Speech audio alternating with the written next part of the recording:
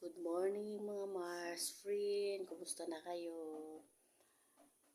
Ito, umaga na naman tayo gigising para sa mga bata. Bago pumasok sa eskwela, mag-almusal. Tagal ko na hindi nagbablog mga mari ko. Kasi busy po ako. Naghatid sundo sa mga bata. Ito, magdasal tayo tuwing paggising natin.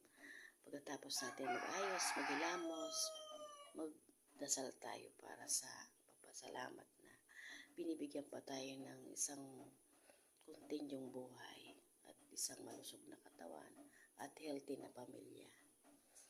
Gawin natin po sa buhay natin yan araw-araw, magpasalamat sa Diyos. Kasi binibigyan pa tayo ng blessing lagi.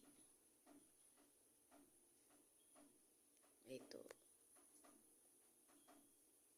Lagi ko pong ginagawa yan sa araw-araw. Siguro mga matagal na rin, 10 years na.